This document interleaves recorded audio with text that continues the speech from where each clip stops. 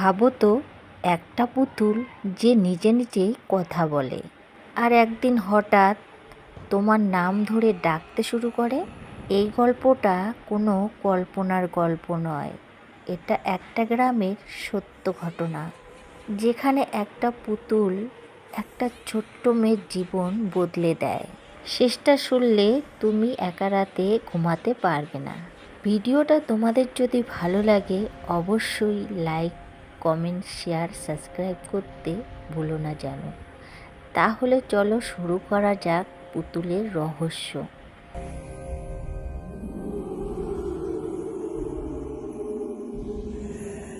শিউলি পাড়া, ওই গ্রামের নাম শুনলে এখনও অনেক মানুষের শরীরে কাঁটা দেয়, কারণ ওই গ্রামেরই মাঝখানে এক দাঁড়িয়ে আছে পুরনো বাড়ি, যেটাকে সবাই বলে রায়বাড়ি। কিন্তু কেউ সেখানে থাকে না, কেউ থাকতেও চায় না, কারণ মানুষ বলে ওই বাড়িতে কেউ তো আছে, সে মানুষ নয়।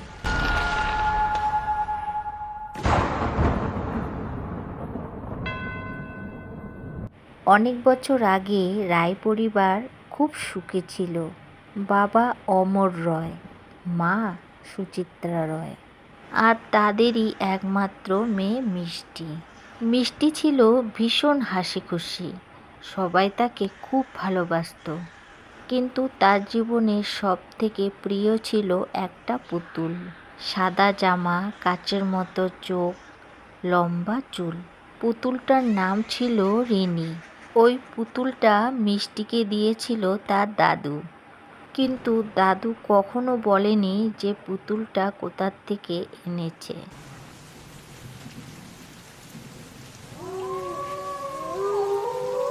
প্রথম দিকটা মিষ্টি খুব স্বাভাবিক ছিল, কয়েকদিন পর থেকে মিষ্টি বদলাতে শুরু করলো। সে একা একা কথা বলে, না রিনি, ওরা আমাদের পছন্দ করে না, তুই ছাড়া আমার কেউ নেই। মা ভেবেছিল হয়তো ওটা বাচ্চাদের কল্পনা, কিন্তু একদিন মা স্পষ্ট শুনল দুটি গলা, একটা মিষ্টির আর একটা অচেনা গলা। গলার আওয়াজটা ছিল খুব ঠান্ডা।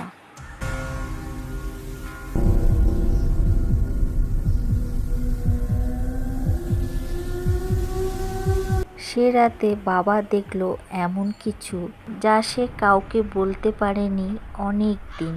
পুতুলটা নিজে নিজে নড়ছিল, তার চোখ মিষ্টির দিকে না, বরং বাবার দিকে তাকিয়েছিল, যেন সে জানে সে ধরা পড়েছে।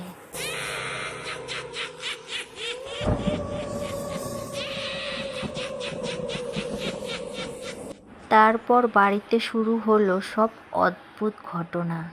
আয়নায় ছায়া দেখা, দরজা নিজে নিজে বন্ধ হওয়া, রাত হলে পায়ের শব্দ। মিষ্টি ধীরে ধীরে নীরব হয়ে গেল, তার চোখে যেন অন্য কারো উপস্থিতি। মিষ্টি একদিন বলল, রিনি বলেছে ও নাকি একা ছিল, এখন আর ও একা নয়।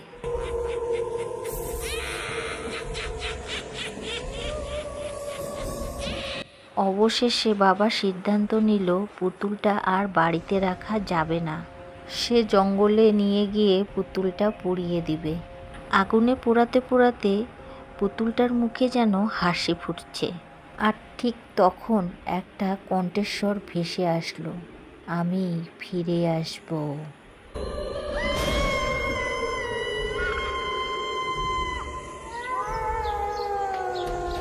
সে রাতেই আবার মিষ্টির ঘরে সেই পুতুলটা, একটু পুরানো। মা দেখে ভয় পেয়ে গেল। মিষ্টি শান্তভাবে বলল, ও কখনো যাবে না।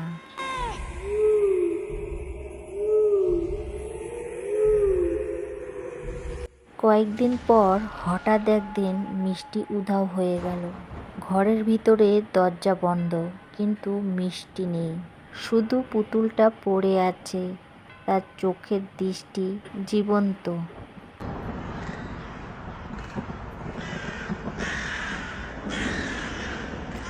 কয়েক বছর কেটে গেল, বাড়িটা অমনি পরিত্যাগ হয়েছিল। আবারও একদিন নতুন পরিবার এলো, তাদের মেয়ে টিয়া। টিয়া বাড়ির পুরনো ঘরে পুতুলটা খুঁজে পেল। আবার সেই দিন থেকে আবার সব কিছু শুরু হলো।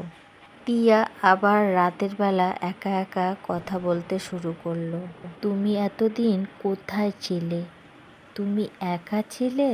তারপর একটা কণ্ঠস্বর, আমি অপেক্ষা করছিলাম।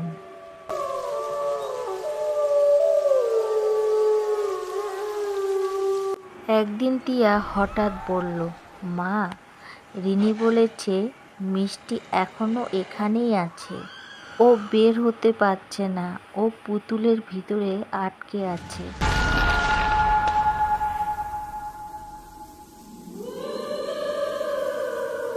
টিয়ার মা বুঝতে পারল ওই পুতুল শুধু খেলনা নয়, ওটা একটা কারাগার, যেখানে আত্মারা আটকে থাকে আর নতুন কাউকে খুঁজে তারপরে মুক্তি পায়।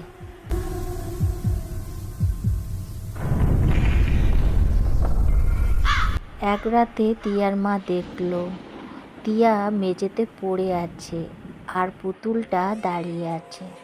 ধীরে ধীরে পুতুলটার মুখ বদলাতে লাগলো। ধীরে ধীরে মিষ্টির মুখে পরিণত হলো আর বলল, আমি আজ মুক্তি।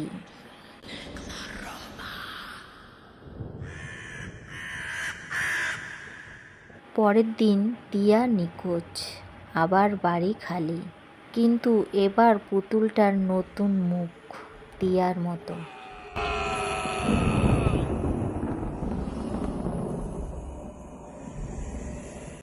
আজও গ্রামের লোকেরা বলে, রাতে যদি ওই বাড়ির পাশ দিয়ে যাও, তুমি শুনতে পারবে দুটি কণ্ঠ, একটা পুরনো আর একটা নতুন। আর তারা বলে, আমার সঙ্গে খেলবি?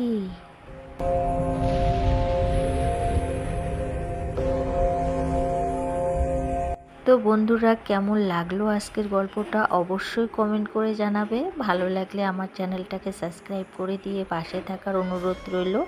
আর যে সকল বন্ধুরা এই কাজটা করে রেখেছো তাদের জানাই অনেক ধন্যবাদ।